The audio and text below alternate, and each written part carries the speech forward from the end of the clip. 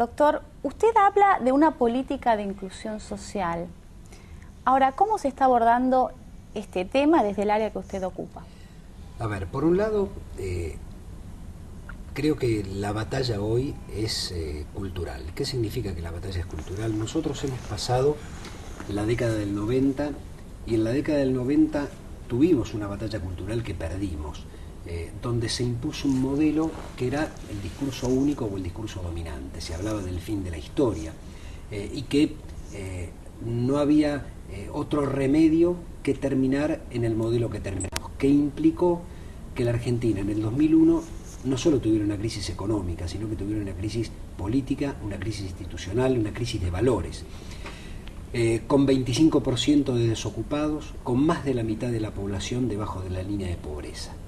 Entonces, por un lado la batalla es cultural, y por otro lado, cuando se habla de cultural en el sentido amplio, antropológico de la palabra, también tenemos que hablar de inclusión.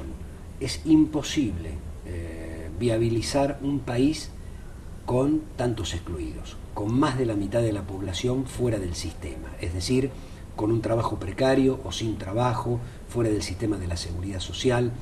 Entonces, ¿qué cosas en realidad se hicieron en los últimos 6 años para favorecer la inclusión? Bueno, fundamentalmente generar trabajo. Los 4 millones de puestos nuevos de trabajo que se generaron en la Argentina y que permitieron bajar la desocupación del 25% absoluto que había al 7,5%, son políticas de inclusión.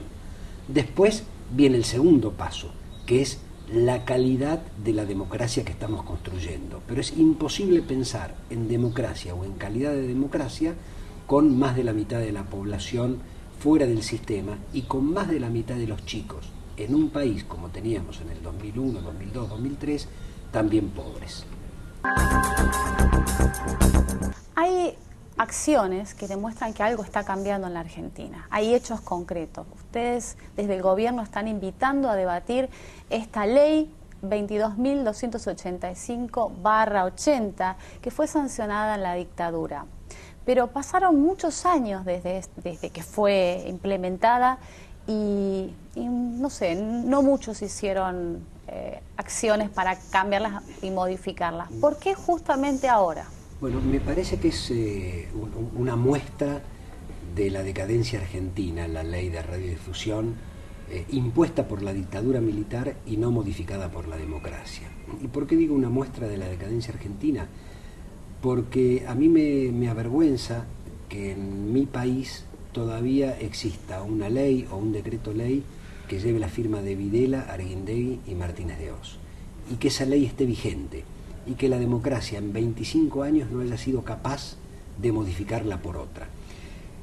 Creo que cuando hablábamos de construcción de ciudadanía, esta es una muestra de la necesidad de diálogo para construir ciudadanía. Los medios de comunicación son una herramienta fundamental para cualquier democracia. No hay democracia sin medios, pero tampoco hay democracia estable sin pluralidad en los medios.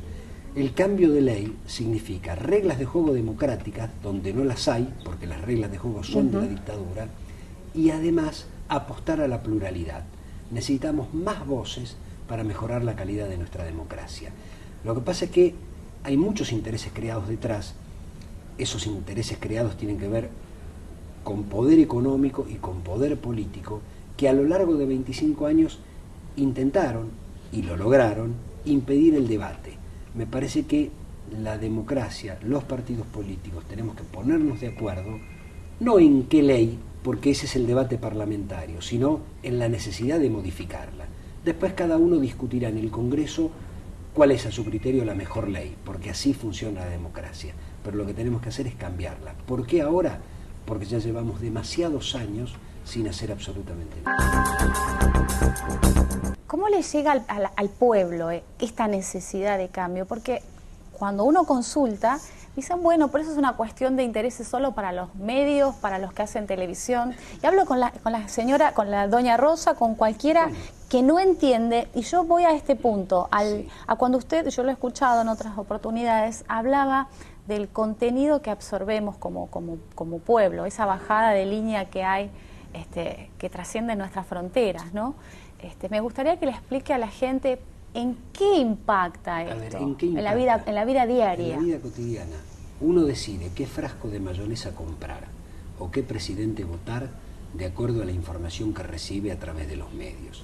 Es decir, desde los temas más importantes, y ahora tenemos elecciones, hasta los temas más banales, todos nos informamos y consumimos lo que los medios reproducen.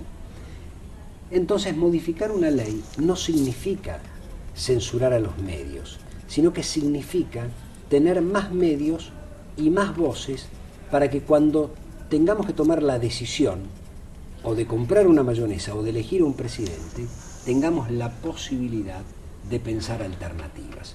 Entonces, cotidianamente influye. El mayor consumo cultural de la Argentina se da a través de la televisión y de la radio. Después vendrá el cine, el teatro, los libros, pero la formación del ciudadano y la información del ciudadano se da cotidianamente a través de la televisión y de la radio. Entonces, nos afecta en cada cosa que hacemos, en cada paso que damos y en cada decisión que tomamos. Entonces, se trata de establecer normas democráticas. De eso se trata. Si tenemos normas democráticas para el funcionamiento del Estado, y eso es una formalidad, también lo tenemos que tener para algo tan importante que llega al 100% de los hogares en un país.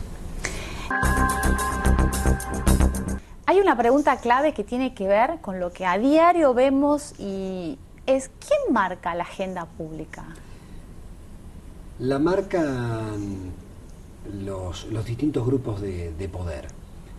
La política es un grupo de poder legítimo, porque es el sistema democrático, el gobierno, la oposición, pero también la marcan los sectores empresariales y la marcan a través de los medios de comunicación.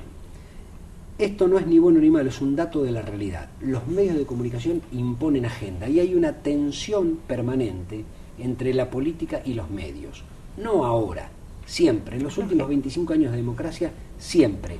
Los medios intentaron fijarle la agenda a la política y la política intentó controlar a los medios. Ni los medios pueden reemplazar a la política, ni la política puede censurar a los medios. Lo que necesitamos son leyes que garanticen un equilibrio entre la legitimidad de la política, porque la gente vota cada 2 años para elegir a sus gobernantes o a sus representantes, y el derecho a la información. Entonces, no es que vamos a resolver la tensión, porque siempre los medios van a querer imponer agenda. Ahora, si uno tiene medios concentrados, entonces seguramente van a imponer agenda porque va a haber una sola voz. Si uno tiene medios desconcentrados, porque hay mayor cantidad y mayor pluralidad, no importa que cada uno quiera llevar agua por su molino, porque allí el ciudadano va a tener opciones para elegir, opciones para hacerse un panorama de la realidad y ahí tomar las decisiones. Entonces hay que apuntar a eso, a de qué manera los poderes formales garantizan la pluralidad de opiniones.